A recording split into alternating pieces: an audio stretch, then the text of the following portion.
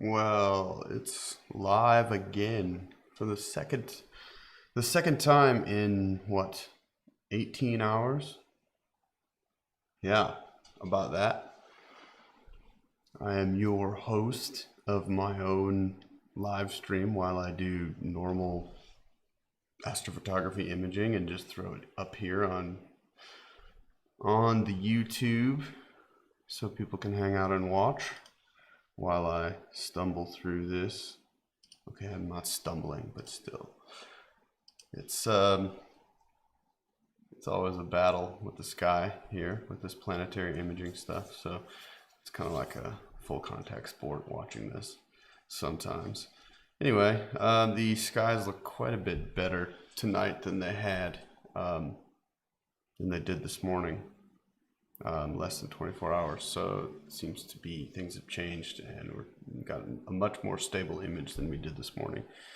This is the green filter at the moment. I'm just using that to kind of monitor things and make sure focus is good. And I'm going to go ahead and start imaging now. So good evening, Wayne.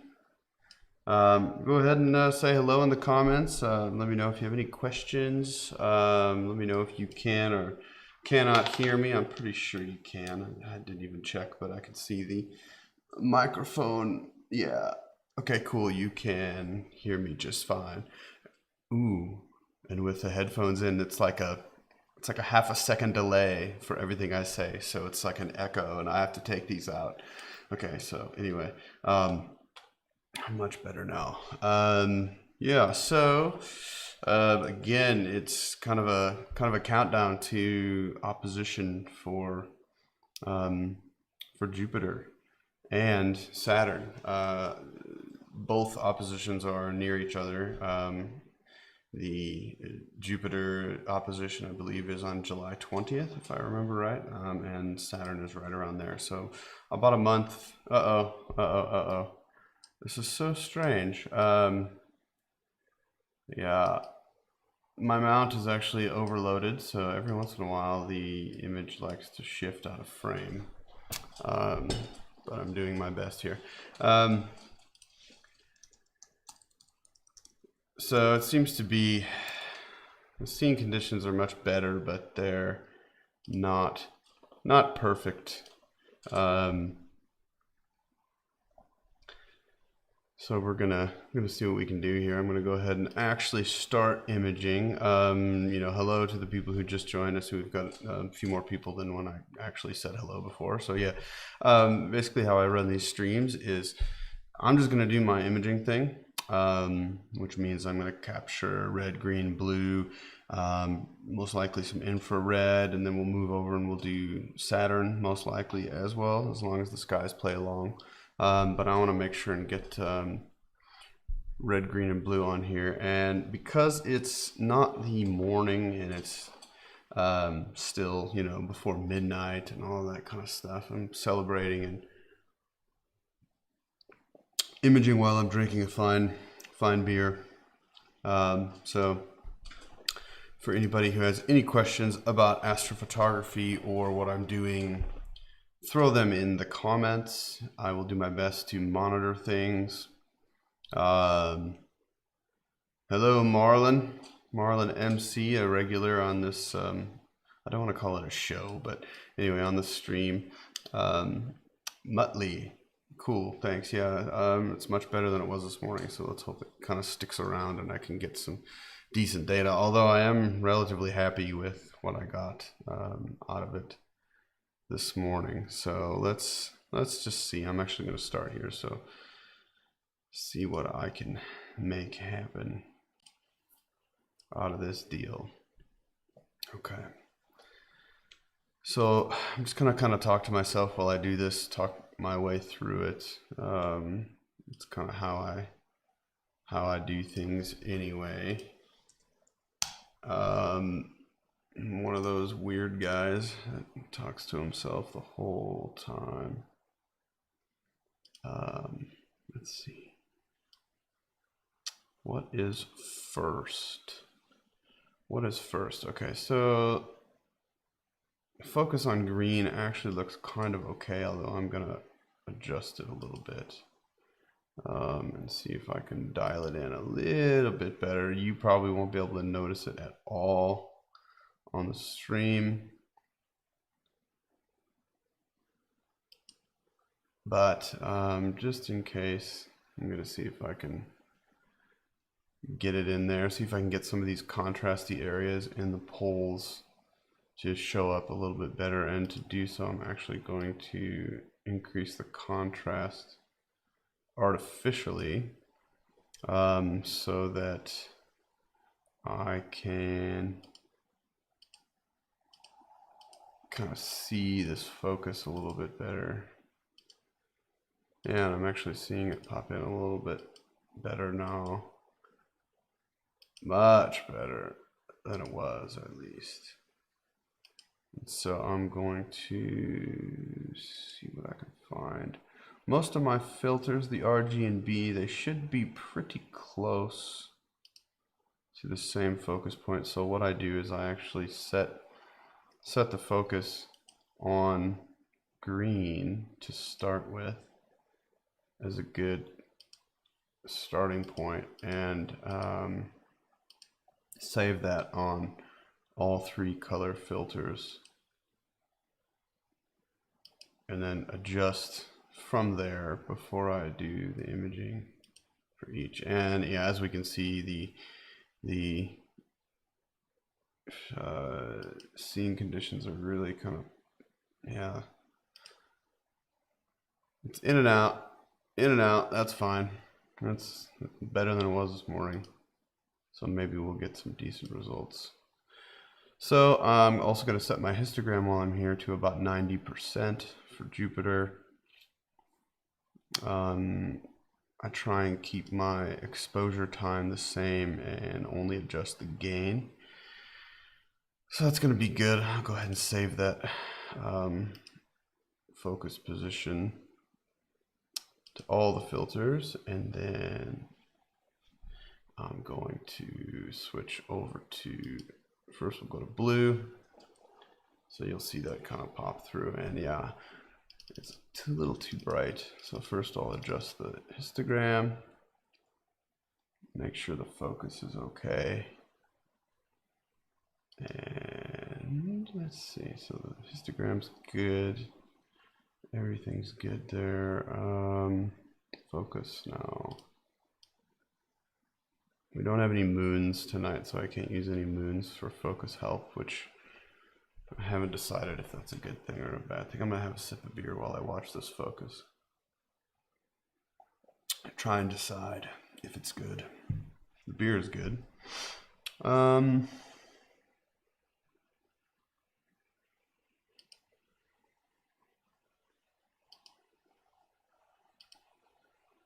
There we go, that's a little bit better. So I am changing the focus slightly for blue. I'm going to save that. And then make sure I turn off gamma. That's good. And I'm going to go back to red. And okay, so here's red. And there goes my mount, doing its standard swing in right ascension, because I'm wondering if it might be, yeah, I might have to adjust my balance. I'll do that another night, not tonight. So this is red then, and it's gonna have, so I'm gonna increase the contrast quite a bit using the gamma, by increasing the gamma. And that will help me adjust this focus also.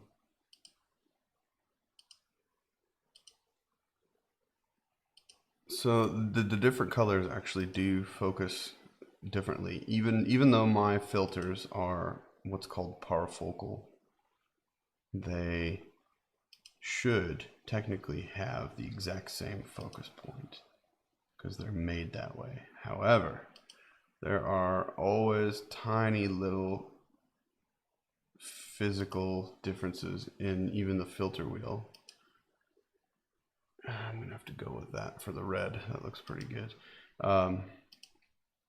You know, that actually changed the distance from the filter to the camera sensor, and that will alter the focus point. So even though your filters are going to be parafocal, unless you have a ridiculously expensive filter wheel that is perfectly machined within the micron, you might not have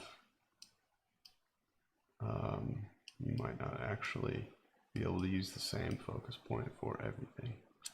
So I'm going to adjust my exposure. Okay, so it looks like I'm ready to go. I'm going to start with red, and I'm just going to go cycle through red, green, and blue. I'm going to do 45 seconds per color. And just going to go ahead and see what we can get. Why not? Why not? So let's see, I do have some questions. What have we got here? Cool. Where are you from? So, hey, Stuart Foreman, my old friend Stuart Foreman. How's it going, Stu? Nice. You are in the San Francisco area, unless you're somewhere else now. And let's see, who else have we got? Project Oxcart from London. UK astronomers always talk to themselves. I think all astronomers talk to themselves. I don't know. I'm just saying that I know I do. So, okay, we just finished red. It's going to be quick, so I'm just going to switch filters now to green. And then I'll start fielding some questions. So if you do have any questions, just fill them up in the comments, and I'll do my best to take care of them. Focus, focus, focus. How does it look? Yeah, it's okay. Hey, there we go. That's better. I'm glad I adjusted it. Slight adjustments. Okay, cool. So every time I adjust focus, I also save the focus point to the filter in Firecapture, which is my acquisition software, and I will save that so that when I go back to that color, it will move the focuser to the exact position where it was, or at least the best, you know, mechanical approximation that it can get to that point where it was. Muttley is in Australia. Yeah. I don't know. I talk to myself all the time, whether it be with Astro stuff or whether it be with my normal day job. So, Stuart asks, am I eyeballing the focus? The answer is yes. And with planetary, I don't know of any planetary astronomer who successfully uses an autofocus type of system. All the planetary astronomer, planetary imaging greats will definitely eyeball that focus. Adjusting it again. Yeah, it is changing. Okay, cool. And you basically, you just have to learn to watch, you know, watch all the contrast points and know what to look for. After you do it long enough, you can kind of pick out, you know, what details are on the planet, and you know what contrast points to look for. So that's how you focus.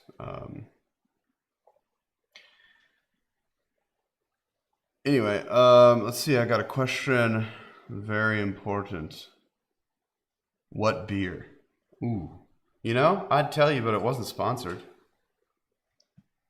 So I'm going to cover up the label so you can't see. No, it's this beer is called Windhoek.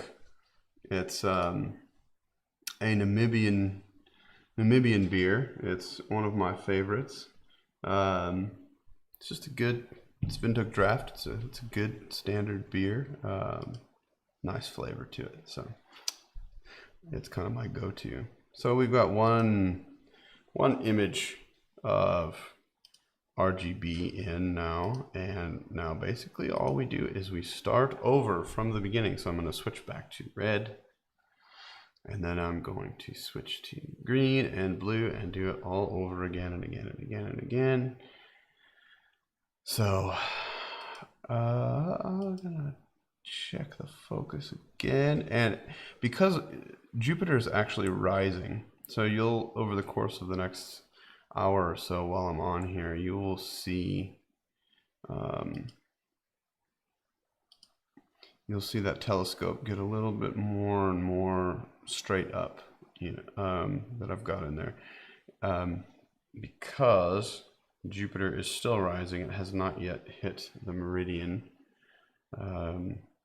There we go. Look at that. Oh yeah. Okay. Sometimes you have to wait until you get those really good points, those really good seeing conditions, because they kind of come in waves. So I really saw it pop through there on this red, and let's hope that one of these comes out.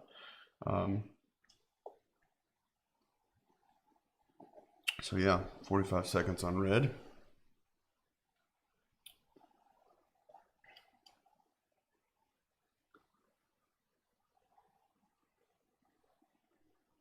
I've been shooting 60 seconds up until basically this morning. Seeing conditions are really looking nice. This is great. Okay, save this. Switch to green. This is getting exciting now. Okay. Now check the focus. Check that. I need to turn down the gain a little bit because it is getting brighter. As it gets higher, the planets get brighter, so you have to watch that. Do I move that focus again? Yeah. Oh, yeah. Whoa, that's pretty good.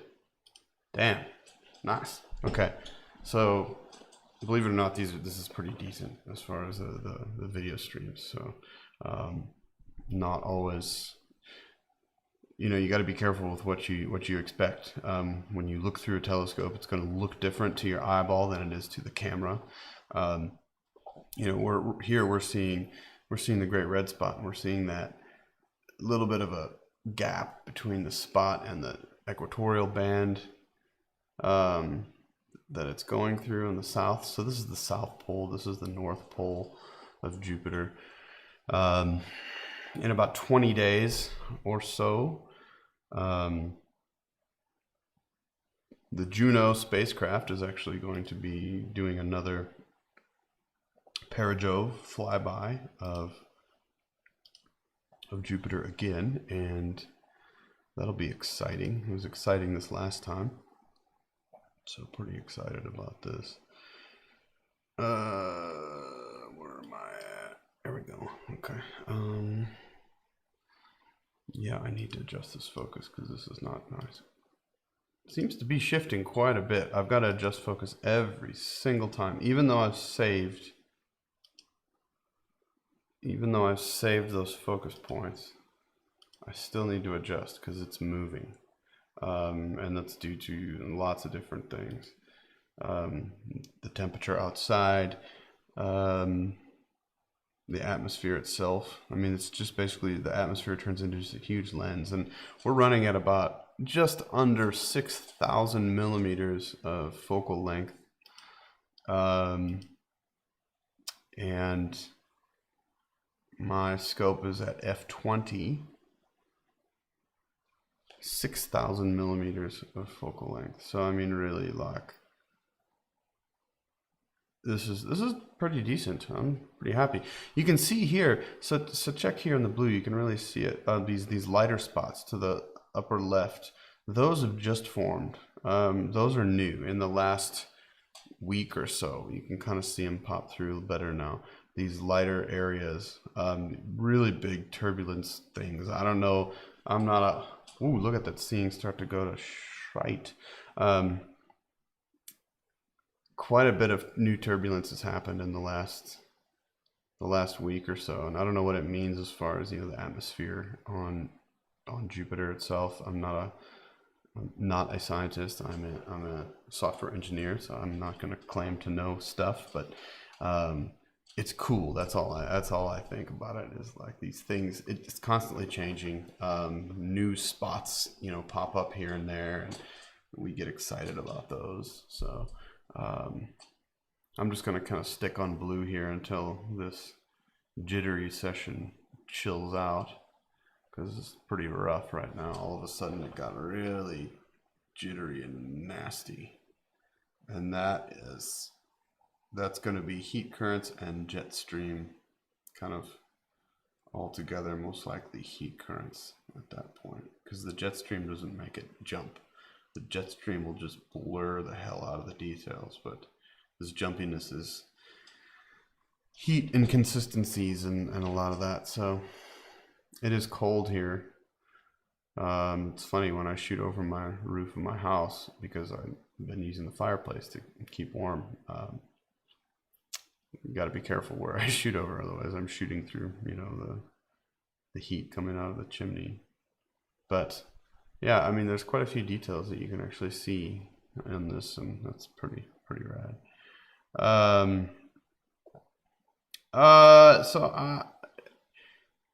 Recently, Stuart is asking me, can I talk about how I helped the Juno spacecraft before? I didn't help it directly, but what I've done is I've been starting this year, I've been getting much more serious about high resolution planetary imaging, which is what this is. And that means trying to get images out as quickly as possible into scientific databases, so that the planetary scientists and people doing things like the Juno mission can look at your images, because professional astronomers are not constantly looking at the planets like us amateurs are. So they will look at these online scientific, these online amateur image databases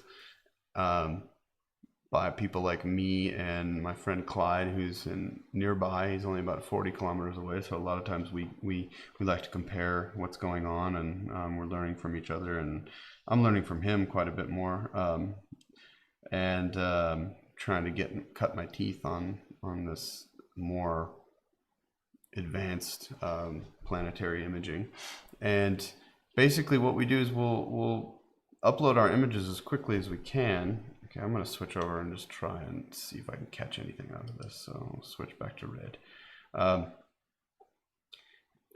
We upload our images to the databases that the scientists look at, and what we try and do is get as good a quality as we can, not for pretty picture reasons, but for you know, cloud structures and things, because they want to know what to look at. Now, what Stuart's referring to is something I was kind of excited about. Was a friend of mine, Clyde Foster. He's been observing and imaging, doing high resolution planetary imaging for quite a few years now, and he's relatively renowned in the scientific circles for what he's been doing. Just so happens to live near me, and so we can kind of trade information. And what happened was, 2 days before the most recent perijove of Juno, the Juno spacecraft that is orbiting Jupiter at the moment, about 2 days before that, in the methane band, the methane frequency that he was imaging in, he actually discovered a new spot just to the lower right of the Great Red Spot. That was very bright, and it turned out that it is like, basically in methane, it's like a big explosion on Jupiter, and it was really big, and it's called Clyde's Spot. So you can actually look up, you can probably Google that, and you'll probably find some recent images of it. Very, very cool structure on Jupiter. And what happened was he discovered that spot. But when they find new features on the planets, you know, to make it good science, you actually have to have controls, and so they have to go back.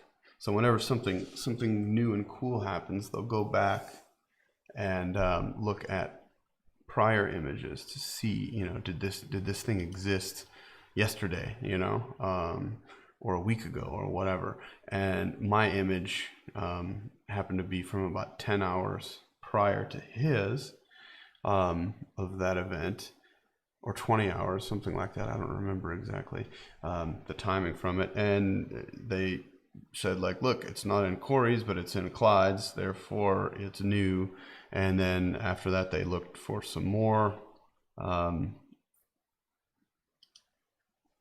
evidence, you know, that it wasn't there before. And yeah, it was just cool, because it's not like I helped do anything, but what I helped with was I helped to, like, my image was used as the control for finding this new spot. And then what that has to do with Juno now is that since it was 2 days prior, they actually, you know, it's interesting so that they can focus on those new spots and those exciting things that are actually happening on the planet when they fly by. So because of, you know, the imaging of amateurs, the professional astronomers and things like the NASA Juno project, they can actually utilize what we do to help them make decisions on what are they gonna focus on when they do that flyby, stuff like that. So it's really cool. It's not like I did anything other than what I'm already doing, but that's kind of the point of those professional scientific, or rather those scientific online databases, is to supply the people doing the science with more information. And wow, we're hitting some crazy heat currents right now. It looks like that water. That's rough. I want to at least get this blue in quick, because I don't want to wait too long, because Jupiter does rotate pretty quickly. So you kind of have to get your red, green, and blue filters in. Oh, there we go. Okay, it's stable now again. You kind of have to get the red, green, and blue in there as quickly as you can, close to each other, because otherwise on the edges, when you combine the color channels, you actually get artifacts, and that's not what we're really going for. So okay, cool. So this is the blue of this run. How many have I done? That's the question.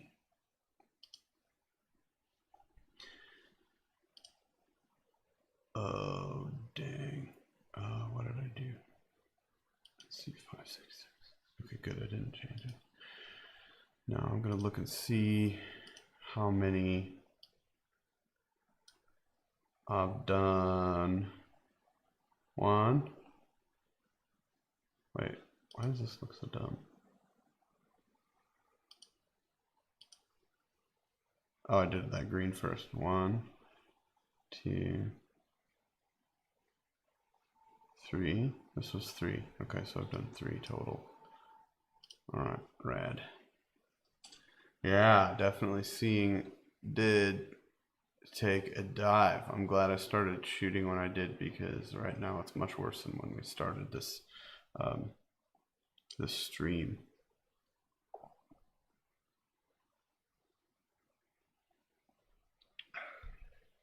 I'm actually bummed I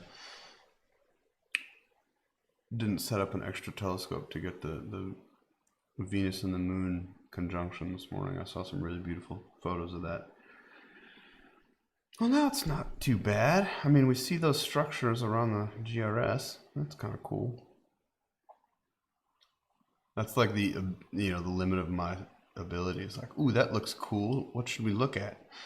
But I think what this newfound planetary imaging stuff that I'm doing is really gonna push me into trying to understand the atmospheric science a little bit, because it does, I think there is a little bit of dependence on the observers. to try and help, because like we're watching it, we need to look and say like, well, that looks different to me. At least point it out. Might help. I don't know. It's just cool to do stuff other than pretty pictures. I enjoy, I don't know, actually doing real science, or helping with real science at least. So Marlon was asking something about a filter here, or telling me about a filter. Let's check that out. Okay, I'm gonna move back to red and kind of see where we're at with that. Do one more of these. It's not the greatest. I'm gonna throw good money after bad here and just shoot while I talk here.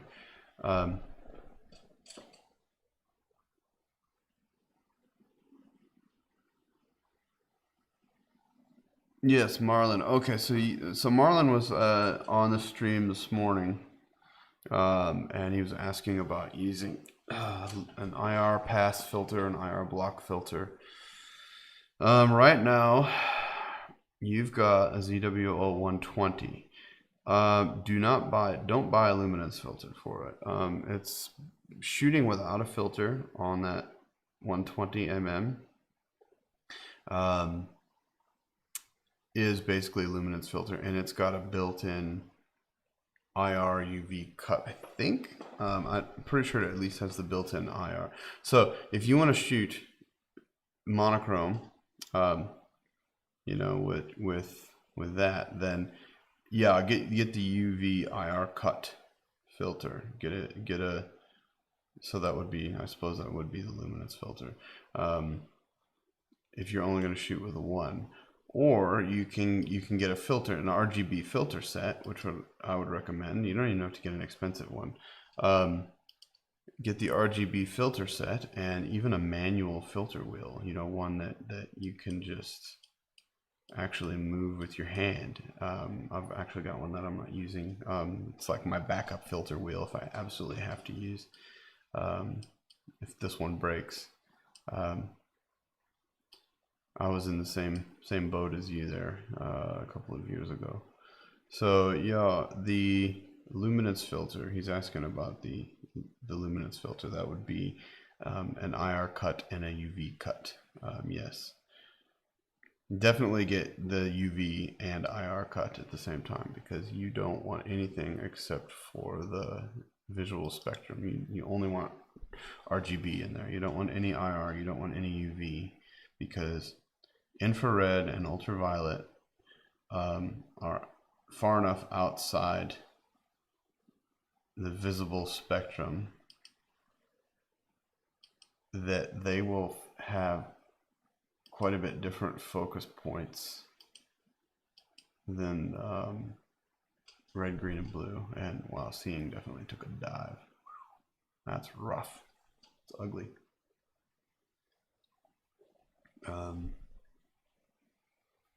So yeah, if you're just going to shoot black and white. But the thing is, you know what? Shooting red is usually pretty good, Marlon.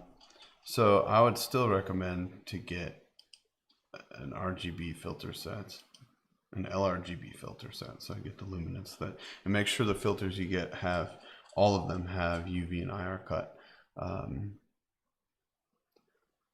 because that is going to definitely make a difference in the way things look in the end.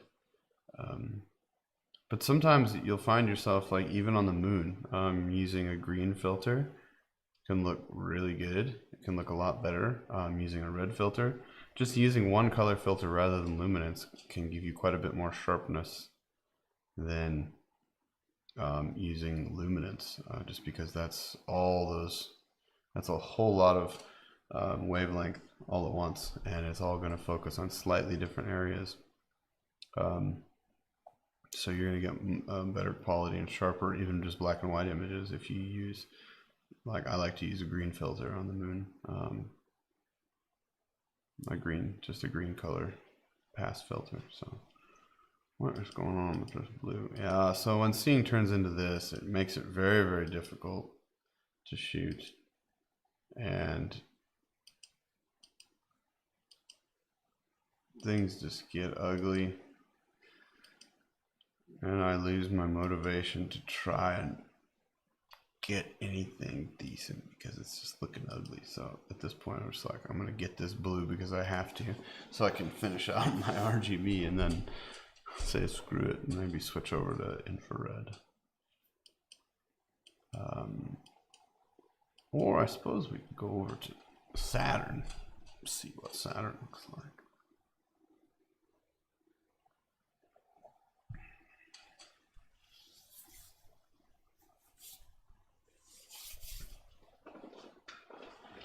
I've got a portable heater over here.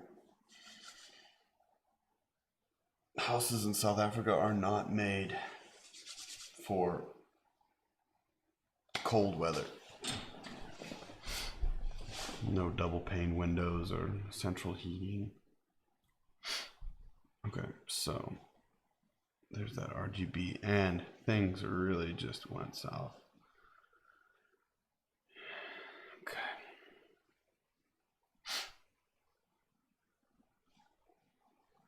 Now, what I want to do, should we move to infrared or should we move, you know what, let's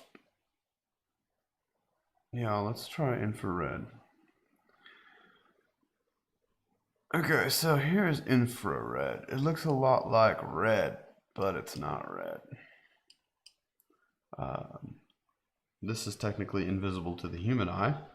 This light, this is 742 nanometer infrared. Our eyes cannot detect this, but the camera sensor can. So everything but 742 and below to a certain point, I'm not sure where it stops exactly, but will get blocked, or rather passed. So 742 and a little more. So now I've got to hunt for focus again because this is quite a bit different focus than the other colors most of the time.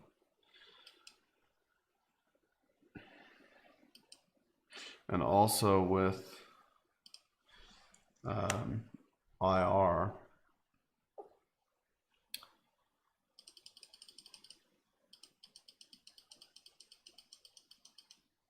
the gain has to be quite a bit higher. It's a lot dimmer, so the image is not as smooth. So I'm shooting twice the length, twice the exposure length that I am for all the other colors. So in infrared, I'm shooting 25 milliseconds per frame, where for red, green, and blue, I'm shooting 13, so it's almost twice.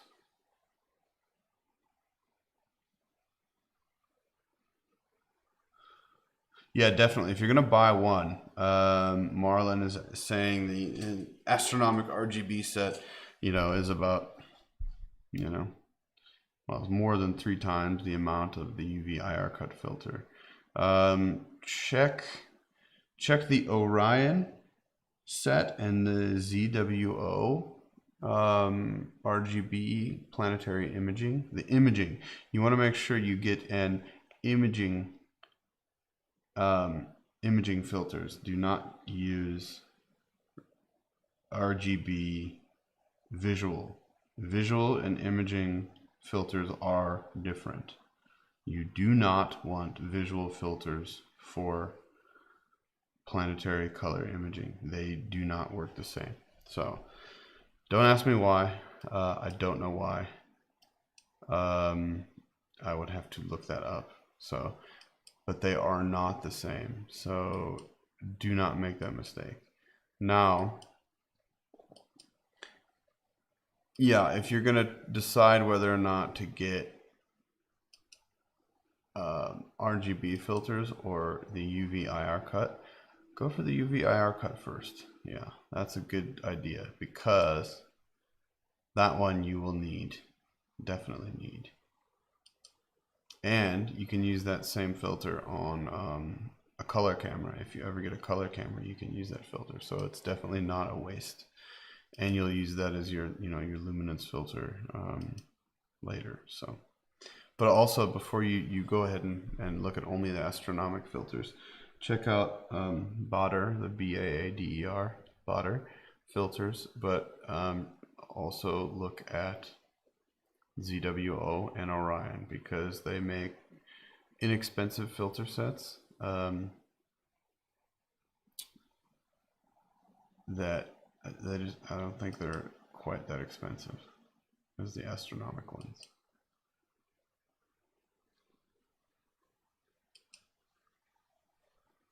Okay.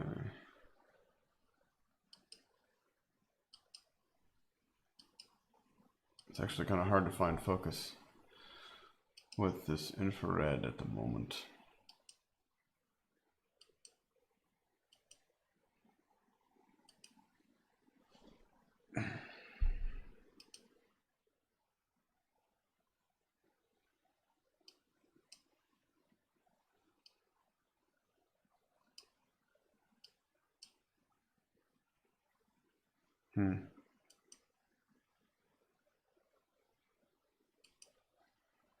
Yeah, so with this focus, I'm just watching, trying to decide when is good enough. I'm gonna reduce the gain down. I'm gonna shoot infrared at about 80% histogram.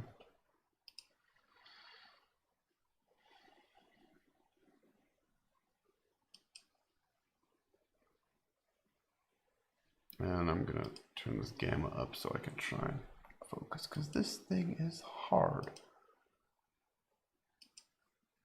Infrared is difficult.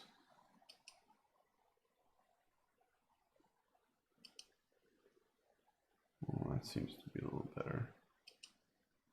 So when you're focusing, it's also it's hard to tell if the changes that you're making are due to the actual focus point, or if it's due to the atmosphere jiggling around like crazy. And this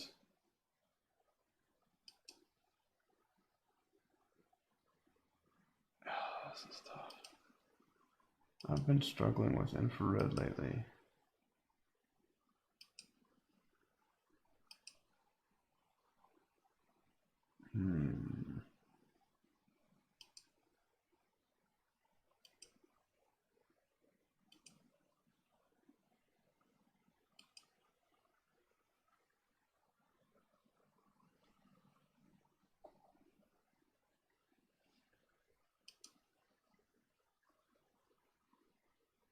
Okay, that's pretty decent. I have to turn off gamma now. Save that to the filter. And now with infrared, I'm actually gonna shoot a whole bunch in a row automatically, because I obviously don't change focus. So I'm using something called auto run, which goes through and will shoot a whole bunch in a row. And I'm going to shoot 60 seconds of infrared. No, I want to shoot 90 seconds, not 60. Let's shoot 90 seconds. Yeah. Because it's only one color.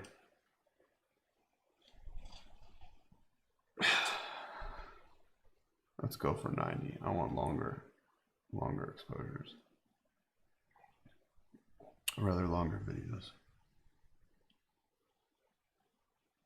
So yeah, now we're on infrared, and the great red spot is past that central meridian. There's a whole lot of turbulence right here that I'm curious to see if it's changed from this morning.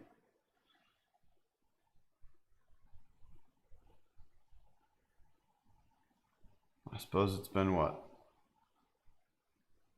Yeah, 20 hours now since I last image this, because if it makes a rotate just under 20 hours, because if it makes a rotation, a full rotation in 9.5 hours, yeah, this is where I was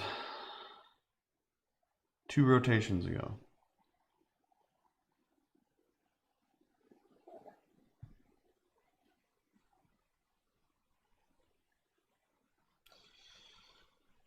Yeah, I can do a little bit of processing on the fly.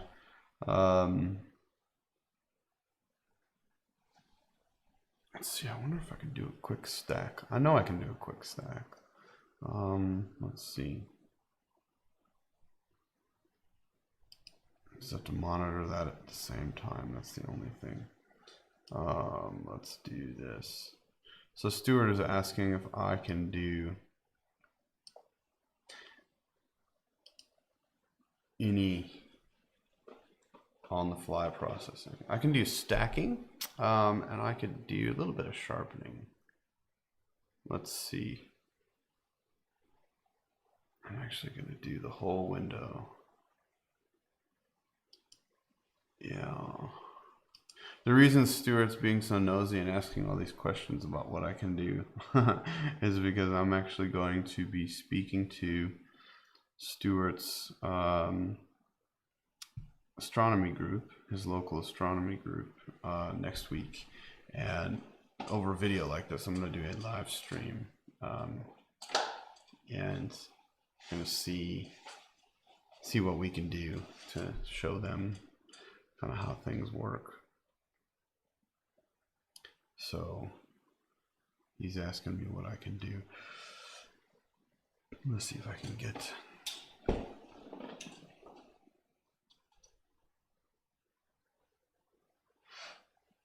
this focus any better.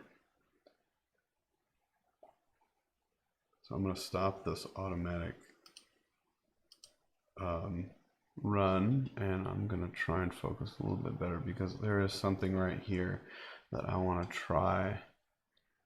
I want to try and get if I can see it at all.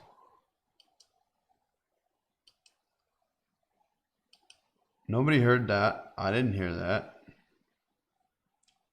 I don't know what you're talking about, Stuart.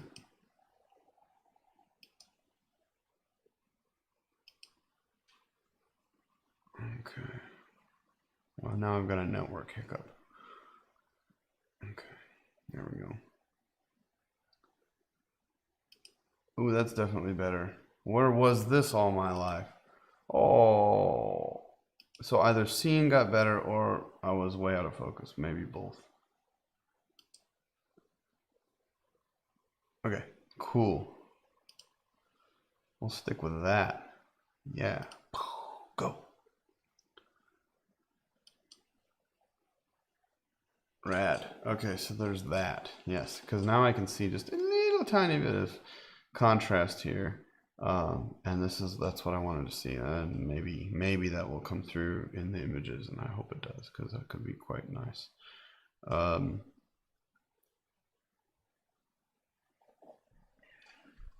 Now, what I wanted to do is I need to go over to my live broadcast software, and I need to create a new full screen. Let's see.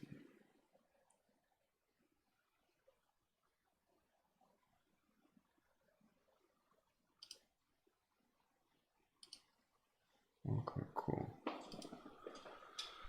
So there's that. Oh, yes. And then I can do...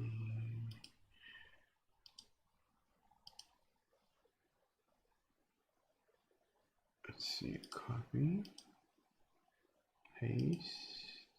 Oh no, not a reference. I want to paste a duplicate. Wait. Yes. Paste duplicate over here. Oh, where did I put that?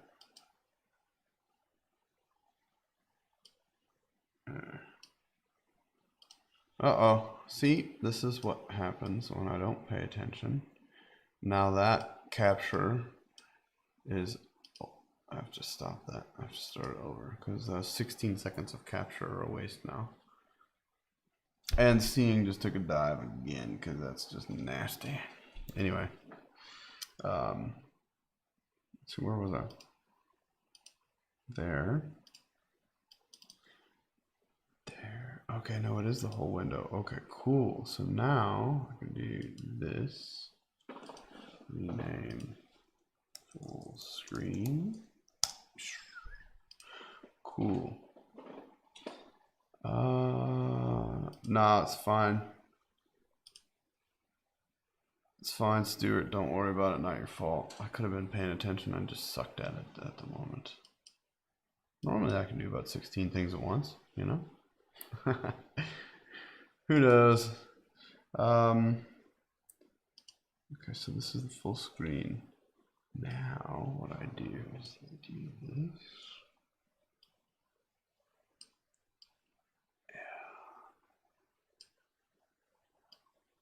Nope. Okay.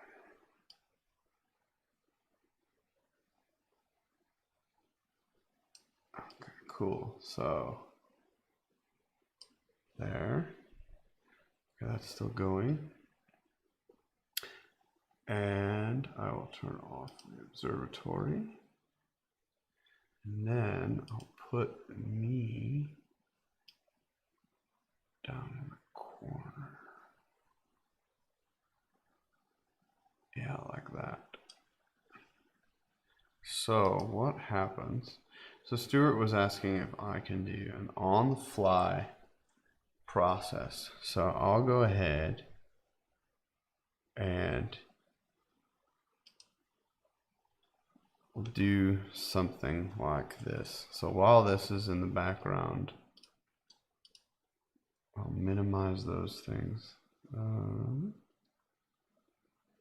There's that, there's that. I'm gonna open up my stacking program that I use, Auto Stackers. And we're gonna grab, let's grab, oh man, I don't know, what's a decent one? Red's always pretty good, so let's grab one of the reds, drag it in. I need to monitor this. Okay, so now what I'll do is while I watch that in the background, so this is still running. Okay, it's centered. Set this to planet, leave that there. This is called Auto Stacker 3. What can you see of that? You can see that whole thing. Okay, cool. So, and that's still going. I always leave this Laplace checkbox checked. When I'm shooting this stuff, it's quite noisy, so I leave this noise setting to 6. You want to use local alignment points for the quality estimator, which really doesn't matter so much because it doesn't use that when you do it this way. I always stack everything to PNGs. And I always stack, at the moment, I stack 35% of the frames, 20% of the frames, and 10% of the frames. I also do sharpened, and I blend in the raw for 40%. I'm actually going to switch that down to 30%. I do not drizzle. I leave drizzling off. That's because I'm already oversampling my scope. I'm actually shooting a little bit longer than I should, just because I don't have the 2x Barlow. I use a 2.5.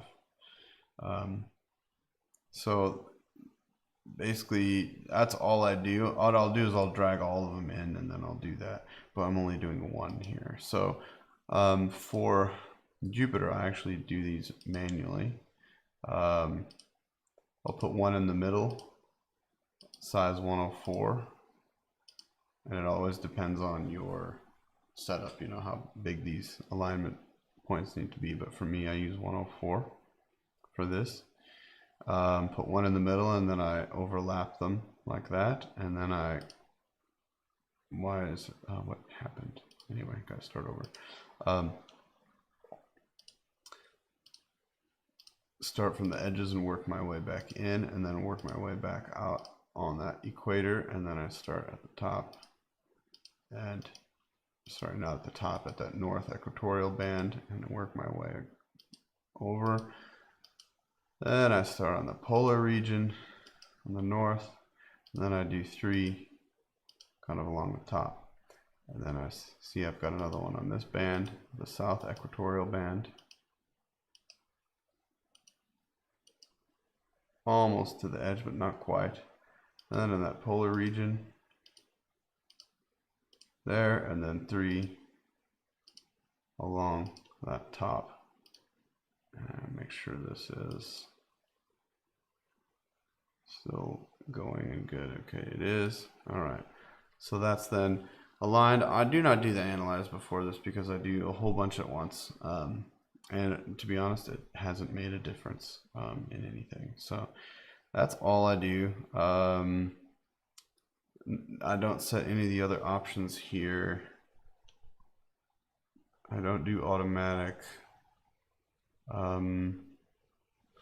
Yeah, and you can see this is what was captured. It was only inside this white box. So that's the thing. It's automatically centered. It's automatically aligned because of the acquisition software. And that's like kind of the key thing. You want to try, look at seeing. Seeing has really gotten quite a bit better. That's nice. Much better. As soon as this is done, we're going to stop that and try and refocus to make sure that we've got good focus, because when seeing gets good, that's when you can focus better. So let's go back to this. And then you just click stack and you let it do its thing. It doesn't take very long. It's actually pretty quick, but the computer is quite busy at the moment, so it's definitely gonna be taxed slightly. Normally it's faster than this, but I've got a whole bunch of stuff running at once right now, so let that go in the background.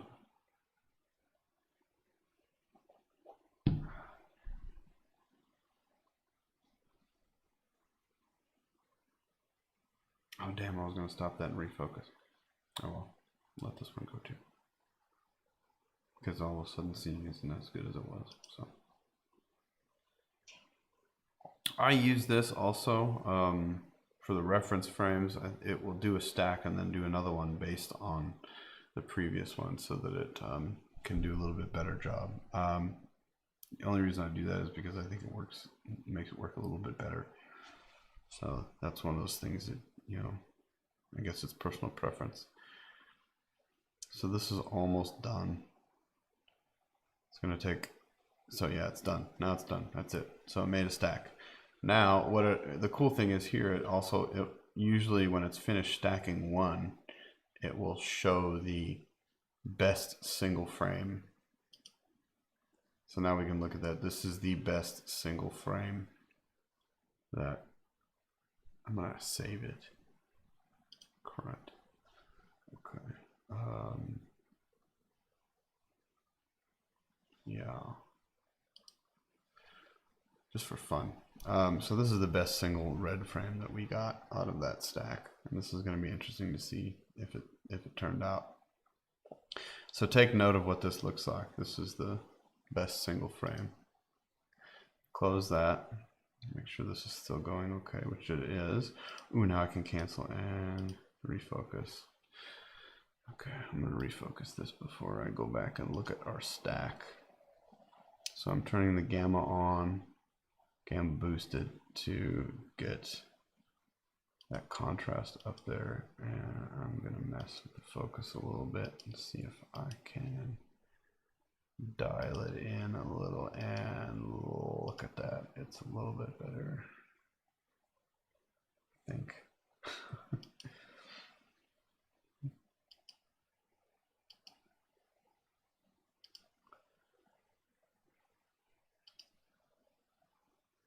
There we go, that's good. Okay, that is much better. Okay, cool. So, where were we? We're gonna look at now. There, this. Now here, the way I've got it set up, it will throw these. Here's that single frame. That's one video frame. Note how crappy that looks. Try and put that kind of more in the middle. So that's the one video frame. An unsharpened stack. So let's pick 10 because it'll be good. That's, you know what? From my experience, from what I've learned so far, that looks really good. Believe it or not, that looks great. Okay, so this is 10%. Ooh. This might actually make some results. Who knows? Now, the sharpened version. So there's the sharpened version. What's this bright spot here? Interesting. Is that still there in the 35? It is. Huh. So those are the different 10%, 20%, 35%. And this needs to be adjusted. So that's the red. That's the stacked red. After you do all of that work, you know, you get something like this. And that's just a single image.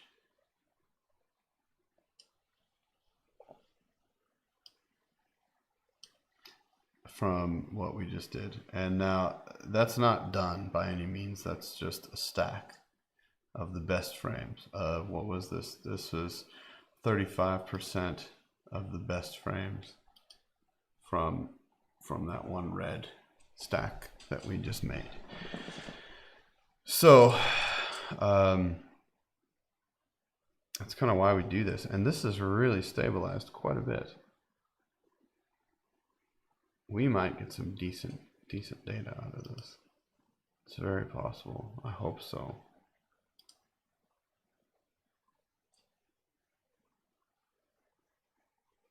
Cater says hello. Hello, Cater.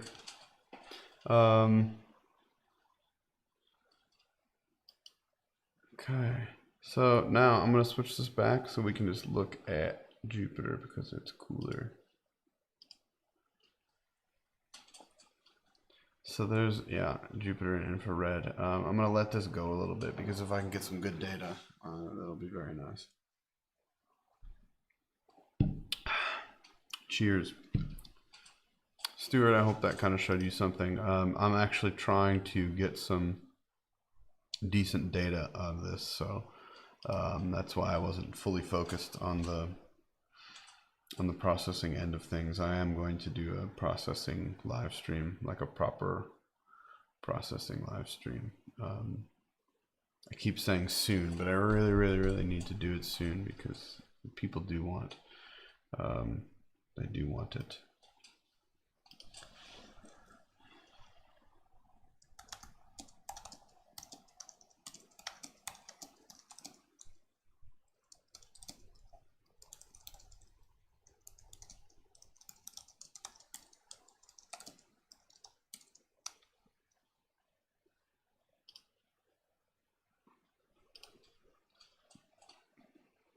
Okay.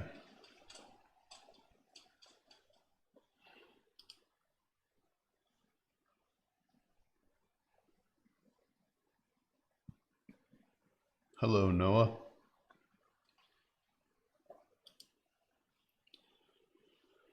Anybody just joining,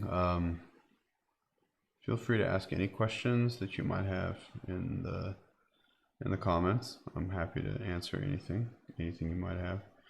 Not a problem at all.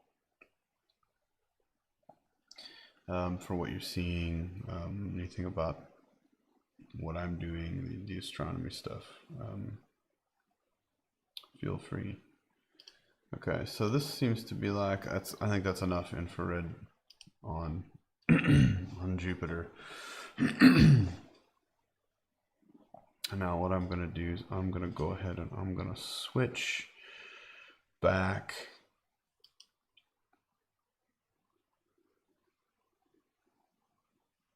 I'm going to switch back to red. Red looks good also. It does. It does. Very nice.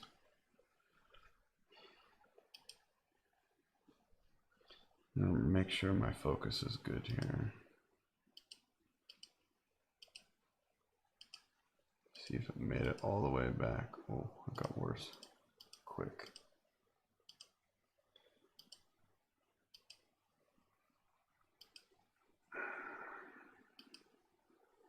Do one more color just in case, because if things got really good, I want to be able to get something nice out of this. So I'm going to do that, recenter everything, make sure it's good, and I'm going to do another RGB capture to see what we can get out of here.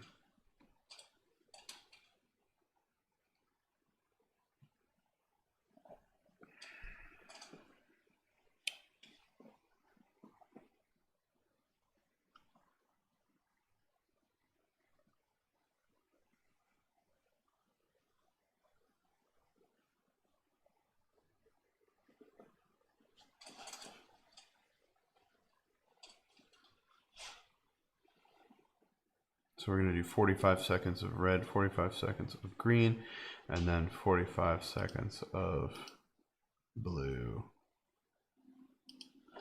And then switching to green now. And then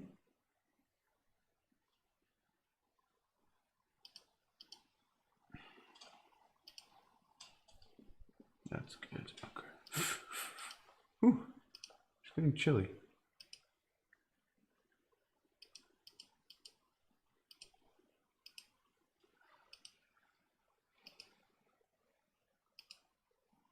I should put my hat back on.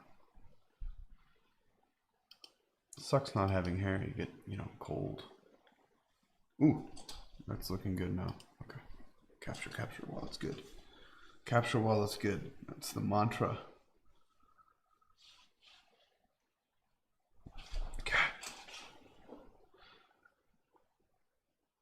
Maybe we'll get a good one.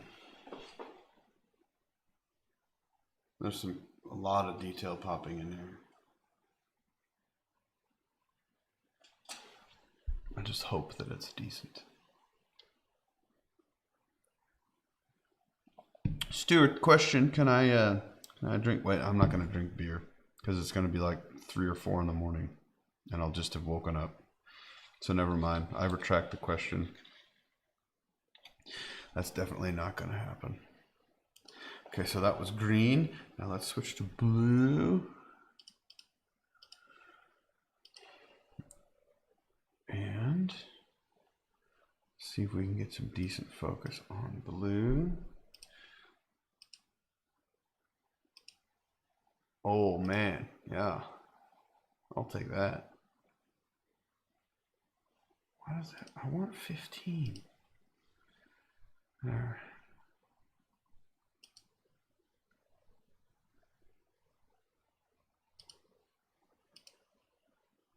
Really want that. Okay, there we have it. I'm going to frame that. I'm going to frame that comment right there. Stuart says, and he's a doctor, everyone. He says, I can drink whenever I want. I need to get a card. I want to get a card with that on it.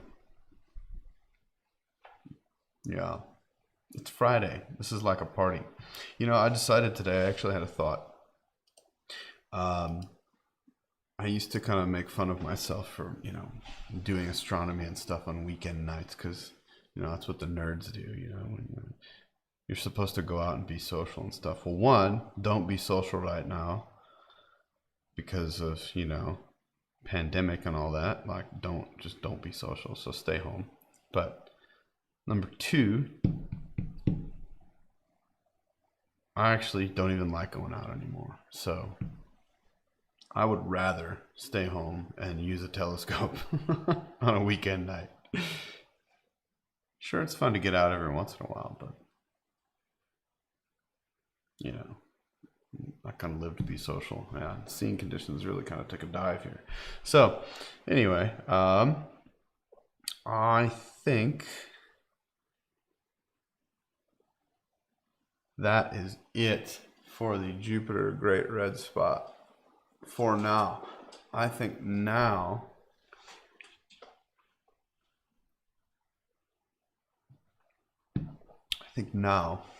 we move over to Saturn. So I'm going to switch to red again, and then we're going to slew the telescope over to Saturn. So I will be right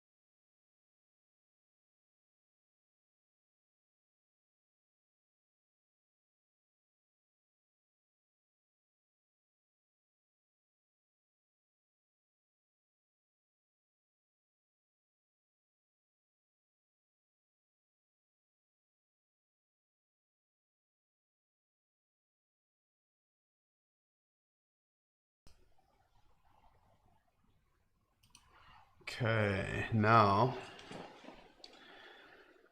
what we can do is I'm going to switch over to my telescope control stuff.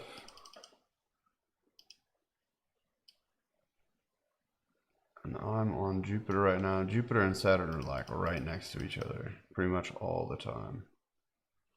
At least this season. So these are all my, you can tell the shift. Here's Saturn. Now, when we move the scope, I'll do this.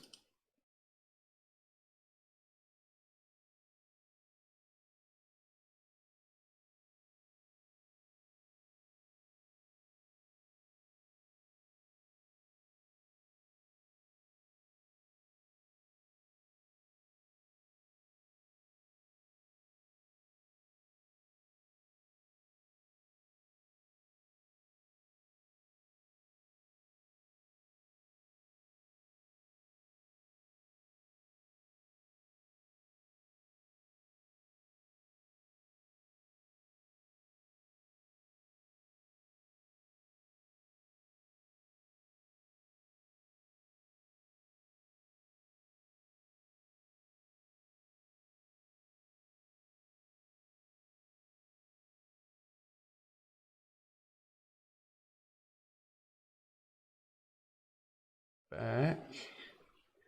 Now we've got, so this is Saturn here. So I have to move the scope over a little bit.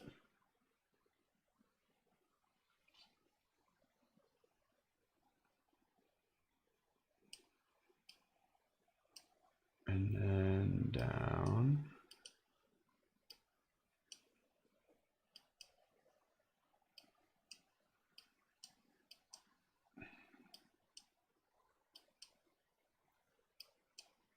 Should be right about there-ish. Or not. I'm going to switch over to Saturn because it's got the right camera settings for me.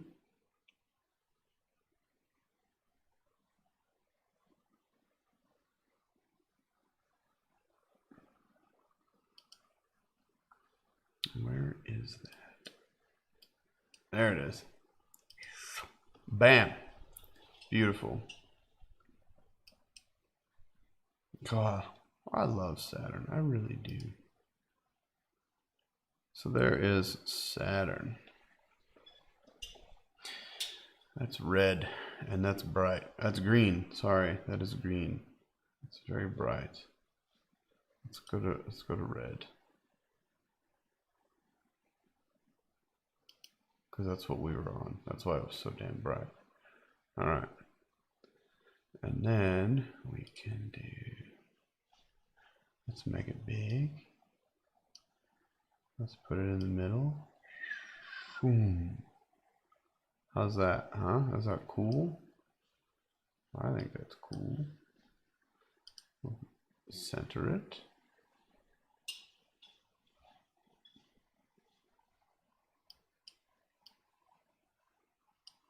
No, I need to go the other way. Nice.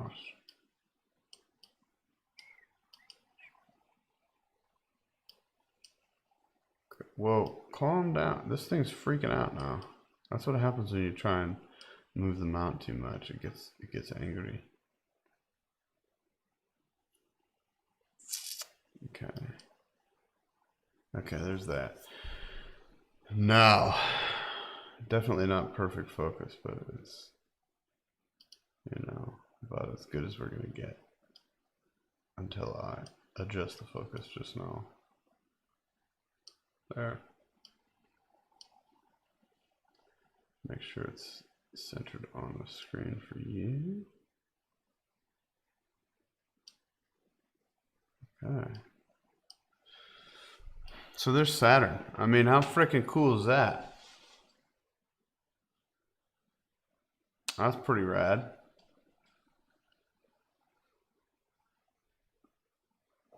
Saturn is much dimmer than Jupiter.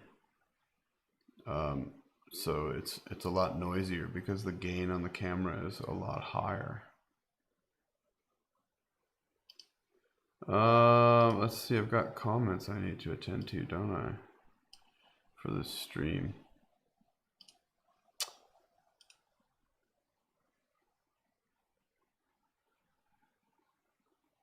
You're gonna go camping on your house's roof. That's a great idea. Do it. Go camping on your house's roof.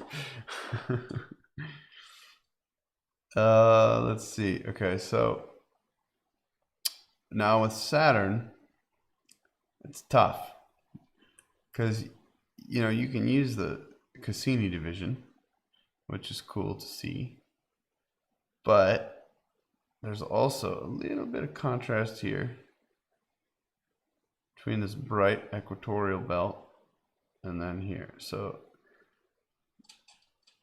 it's tough, you know, to find this focus. And so I think we're pretty good. Seeing isn't amazing. So I'm going to go ahead and I'm going to actually capture. There's my cutout box. I need to make it a little bit bigger. Saturn has gotten bigger. So there's Saturn.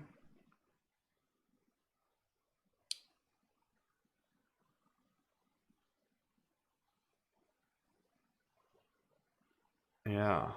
Okay, and this is the red. So we are going to adjust this. We're going to shoot 80%. Yeah. 80% histogram on red. Switch over to green. So this is the green filter. Also going to shoot, what did I say? Yeah, 80%. I did. So I have to turn this down. Okay, so there's 80% on that, on green. And so all I'm doing is I'm changing the filters so that the histogram is set for each one. Now also change blue down to 80%. Actually, you're gonna set blue a little bit lower because the gain is just way too high. That's gonna be 70%. 70% histogram. Yeah, so 80, 80, 70. That's what I'm gonna do. There's not a whole lot in blue. Oof, this looks bad. That's okay. So now let's go back to our red. And I'm going to switch this. I wonder if no moons. Okay, so that's gamma. I'm going to turn the gamma up a little bit. So what that does is that sets the contrast up a little. I'm not going to image this way. I'm only going to use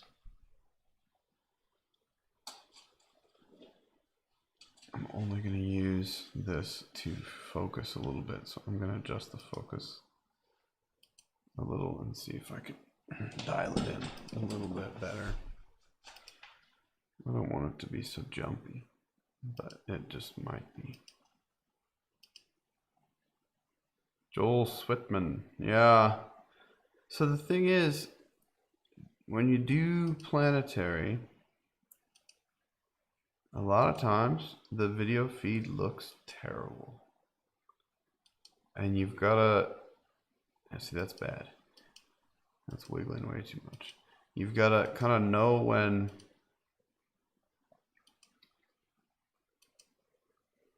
you get this in a certain way and you say, okay, cool, well, the software can actually grab quite a bit of detail out of what you're capturing. It's really quite cool.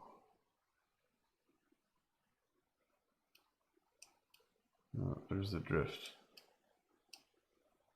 Okay.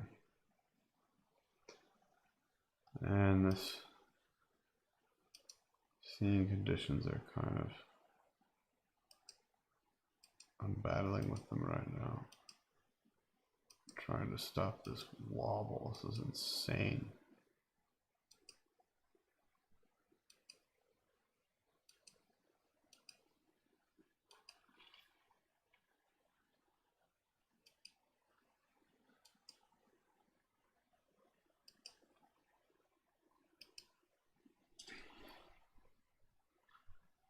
Can't be off that much.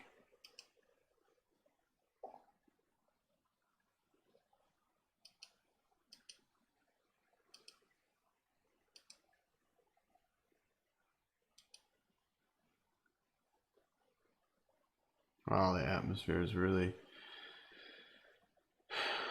really bad now.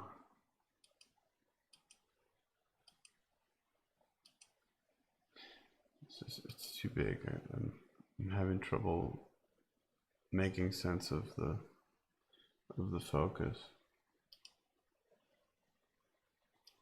But I guess I'll keep it that way because there.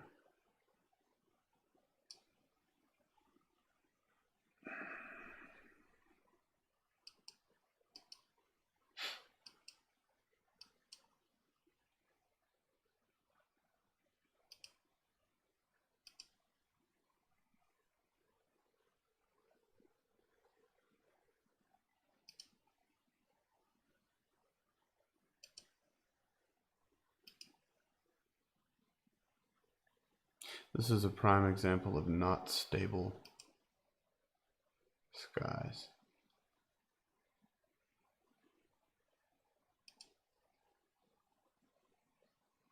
But you'd be surprised if you can get the focus dialed in. I think that's pretty good. If you can get that focus dialed in, the software will actually be able to pull out quite a bit of stuff. So I'm going to go ahead and capture the red.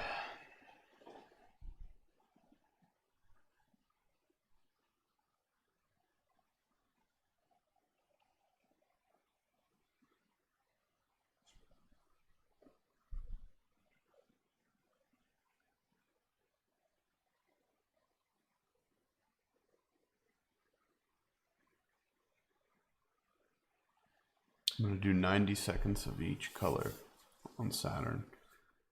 It's so dim that you have to capture quite a few more frames, and also the exposure length is longer.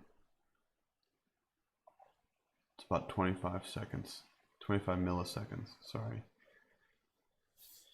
per color.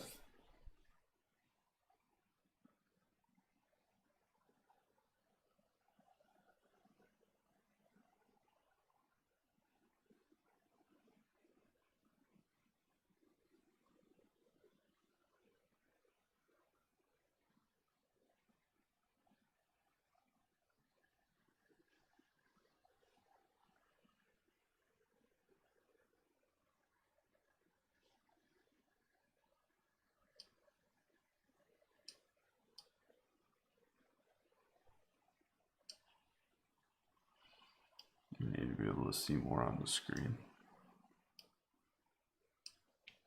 I'm going to move this around. There. Now I can see better. Okay, so there's red. Save that. Filter position 124.06. Now onto green.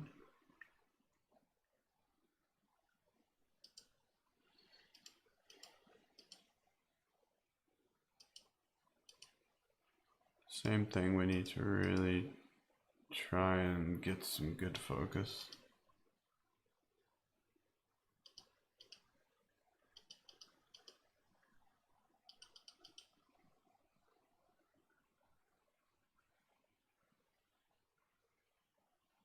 Which is definitely not there. That's too much.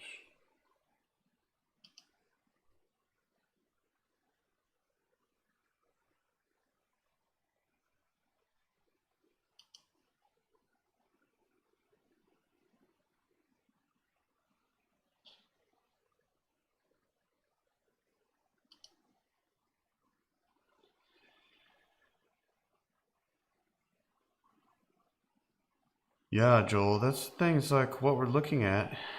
This is about an hour and a half in the past. Okay, that's pretty decent. I'm gonna go ahead and capture that green. What we're seeing, Joel in the comments mentioned, he says he thinks it's awesome to see what we have now and how far away it is. And that's the thing, it's so far away that what we're seeing, the light that bounced off Saturn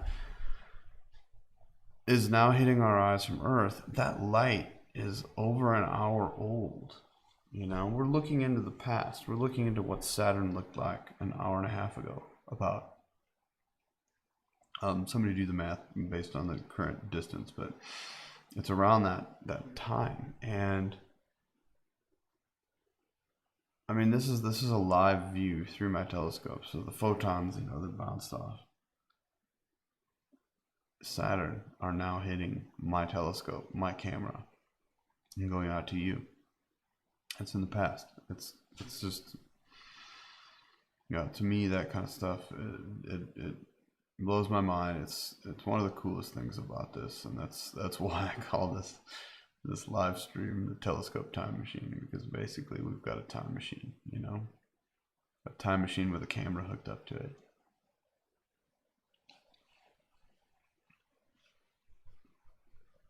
Let me save this filter position, because in about 5 seconds we're going to switch over to blue.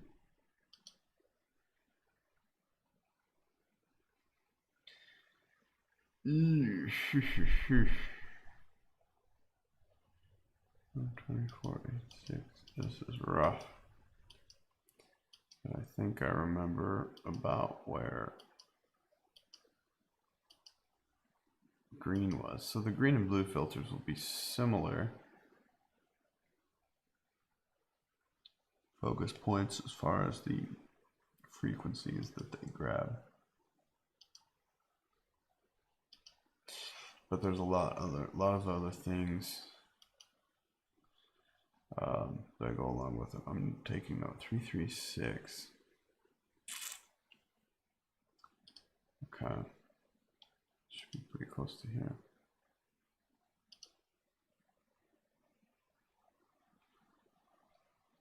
Trying to watch for this to stabilize a little bit.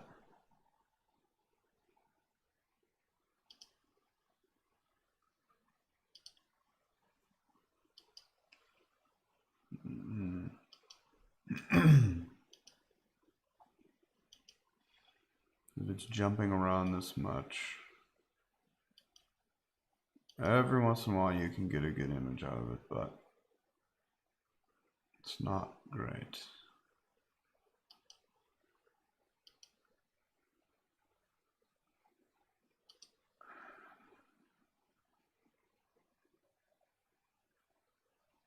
Come on, blue.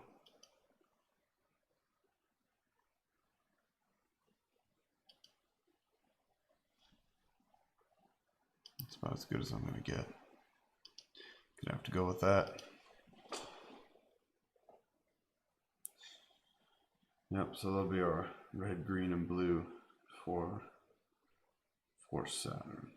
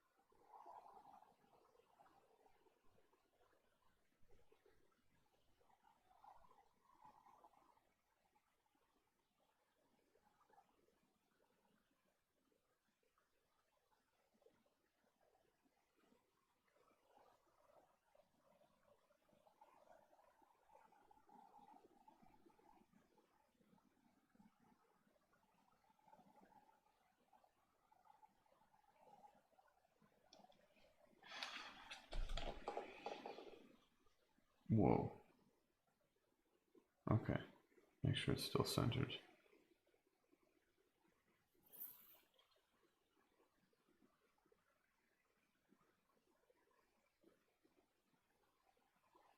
How amazing would it be to see like perfectly stable skies?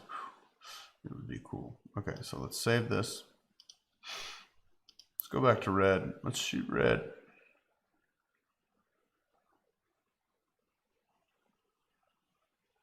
Okay, there's our red again. It's funny because, you know, red, green, and blue, they look quite similar. We're gonna do a few of these and, you know, hope that we get a decent one of each.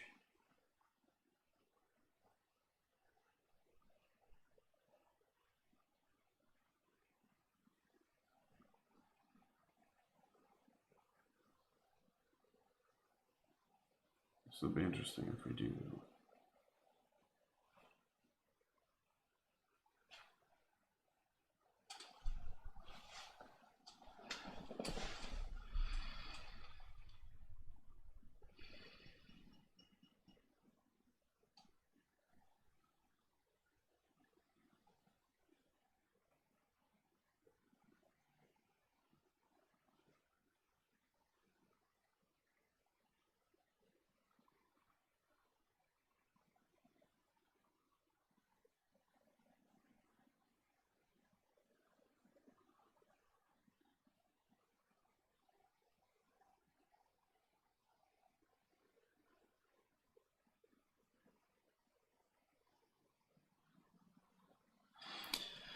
Yeah, so we've seen Saturn, we've seen Jupiter. That's pretty much all we're going to see tonight out of this. I'm just going to take a few more captures of Saturn. See if I can get an RGB image out of the deal.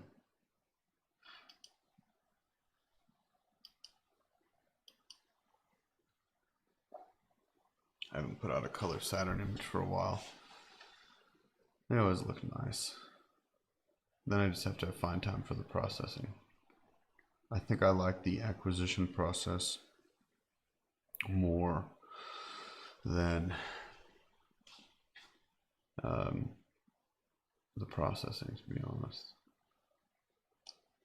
I wasn't planning on doing Mars tonight, just because Mars is it's still pretty low at this time of night, and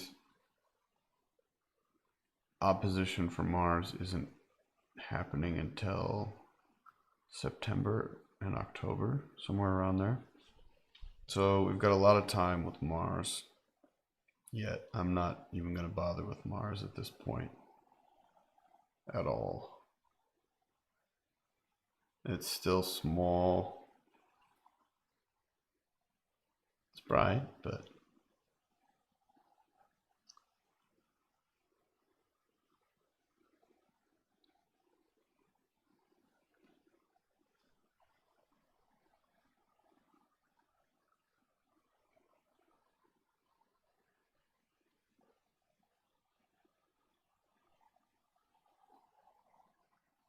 Mars is quite low right now. Actually, I don't even think I could look at it if I wanted to. I'm looking at my planetarium app on my iPad, and it's a little low.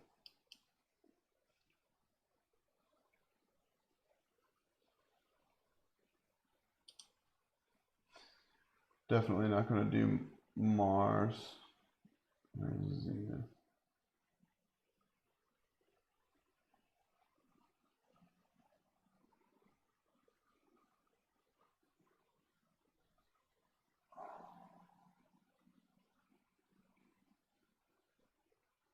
Yeah, that's going to be it then. That'll be it for tonight. I'm not going to do like a whole tour because there's not much else to tour. But I will be back in the coming days. We'll be doing more imaging. And I can hope that this comes out okay.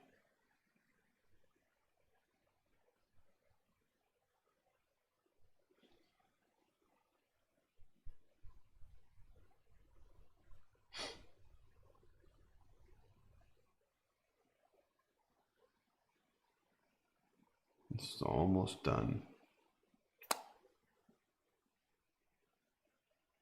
Almost done with the RGB of Saturn, and then we're gonna call it a night for me, because this is the second time I've imaged today. The other time was 4 o'clock this morning, 20 hours ago. Okay, so there you go. There's Saturn. I hope I should probably switch over to infrared just to see what it looks like.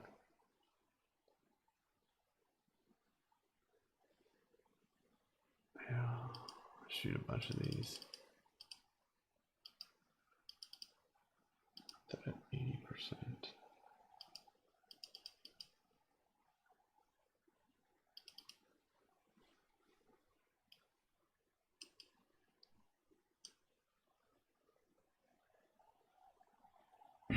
Strange how that does that. Okay. Well, that's the stream.